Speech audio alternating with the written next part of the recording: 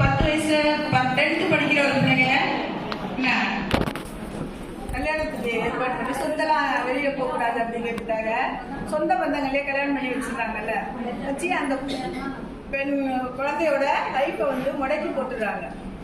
அது மாதிரி இப்போ ஒரு ஏரியாவில் குழந்தைக்கு கல்யாணம் ஏற்பாடு பண்ணுறாங்க அப்படிங்கிறத தெரிஞ்சுக்கிட்டு அது எப்படி 1098 இன்ஃபார்ம் பண்ணி அந்த கல்யாணத்தை நிறுத்தி அந்த பொண்ணோட லைஃப்பை எப்படி இது பண்ணலாம் காப்பாற்றலாம் அப்படிங்கிறத பற்றி தான் பேசுவோம். ஹாய் சுட்டீஸ், நல்லா இருக்கீங்களா? இன்னைக்கு யாரா குளிச்சிங்க? எல்லாரும் கை தூக்குங்க பார்க்கலாம். தங்க பிள்ளைங்களா எல்லாரும் அழகா இருக்கீங்க இன்னைக்கு. சூப்பர். சாப்பிட்டீங்களா எல்லாரும்? ஏய் லலிதா, இன்னைக்கு நீ ஸ்கூல் போல? ஏன்டா 10th படிக்கிற முக்கியமான வருஷம் நீ போகாம இருக்க? ஏன்டா போல? மூச்சு ஏன் நல்லா இருக்கு? ஏன் போல? இந்த பக்கம் திரும்புங்க. ஏன்டா சும்மா சொல்லு. வா, என்ன ஓன் டீச்சர் தானே, நல்லா பேசுவ வருவ நல்லா பேசுவ. ஏன்டா போல?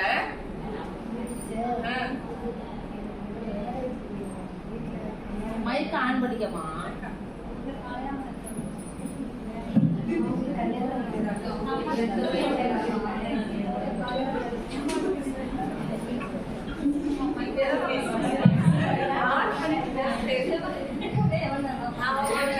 கல்யாணம் பண்ணணும்னு வீட்டில் முடிவு பண்ணி எங்கள் சித்தியோட தம்பியை தான் கல்யாணம் பண்ணணும்.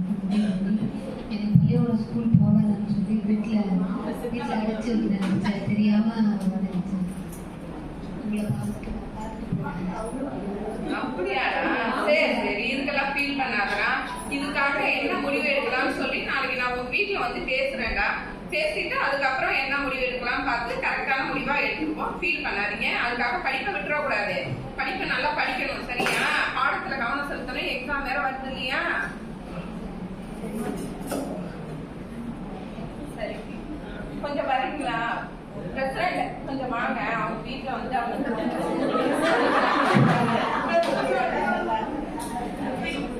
இன்னைக்கு அவங்க வீட்டுல போய் பேசிட்டு இருக்கோம். அவங்க பொண்ணுக்கு வந்து மேரேஜ் பண்ண வராங்களா? அது என்னன்னு கேட்கணும்.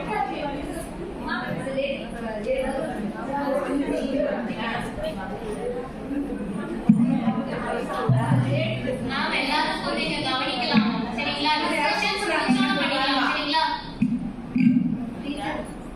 டீச்சர் வந்து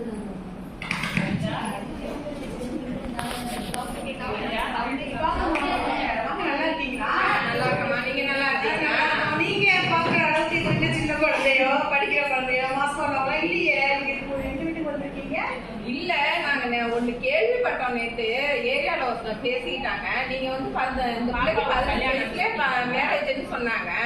அதான் பிரசிடண்ட் வந்தாங்க. சரி வாங்க, அந்த பொண்ணை போய் கூட்டிட்டு போய் என்னன்னா அவங்க வீட்டுல கேட்டுட்டு வரலாம்னு சொன்னோம். அதனாலதான் வந்தோம்.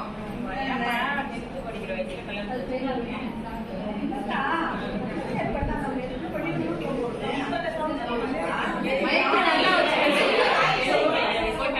இப்படியாச்சும் பேசலாம் மைக்.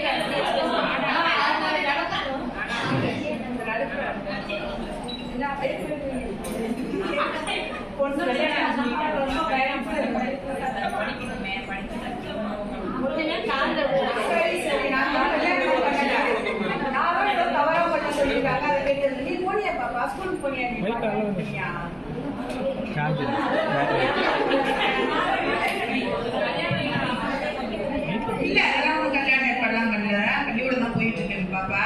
போயிட்டு வரேன். ஓகேம்மா. சரி போயிட்டு வரமா. வாங்க வாங்க. அம்மா அவங்க வந்து பேசுறதே சரியில்லை. அதனால அந்த பொண்ணுக்கு என்னங்கிறத சரியான தீர்வை நம்ம எடுத்தே ஆகணும். அதனால வந்து நம்ம வந்து 10/99 போன் அடிச்சு நம்ம வந்து விவரத்தை சொல்லியிருக்கோம். அதுக்கு மேற்கொண்டு அந்த மேம் வந்தாங்கன்னா அவங்க அதுக்கான சரியான தீர்வை எடுத்துருவாங்க. ஹலோ, சொல்லுங்க. நாங்க வந்து நாகப்பட்டினம் மாவட்டம் கீழையூர் வட்டாரம் கீழவாழக்கரையில இருந்து பேசுறோம். நீங்கம்மா? நீங்க யாரு? நான் வந்து டீச்சர் பேசுறேம்மா. எங்களுக்கு ஒரு பொண்ணு 10வது தான் படிக்கிறாங்க. அவங்களுக்கு வந்து மேரேஜ் பண்ணணும்னு ஃபிக்ஸ் பண்ணியிருக்காங்க. அதுக்காக அதை வந்து தடுத்து நிறுத்தணும். அந்த பொண்ணு வந்து படிக்கணும்னு ஆசைப்படுறா. அவளுக்கு ஒரு நல்ல எதிர்காலத்தை ஏற்படுத்தி கொடுக்கணுங்க. சரிங்கம்மா, தகவல் சொல்றதுனால உங்களுக்கு எந்த இதுவும் வராது. நாங்க யாருக்கும் தெரியாம பார்த்துப்போம். அந்த ரகசியமா அவங்களுக்கு ஃபோன் பண்ணி நாங்க நாங்க அவங்க வந்து ஹோம்ல வந்து வச்சுட்டு 18 வயசுக்கு அப்புறம் அவங்க நாங்க கல்யாணம் பண்ணி ஓகே மேம், நீங்க நாளைக்கு வாங்க. உங்களோட நான் நேரம் போய் நாங்க பார்ப்போம். யாருக்கும் தெரியாது.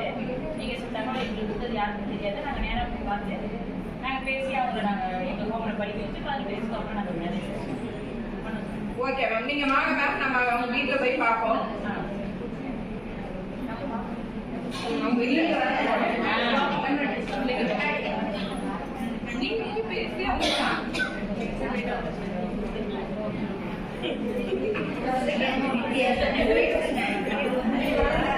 ஆமா கல்யாணத்துக்கு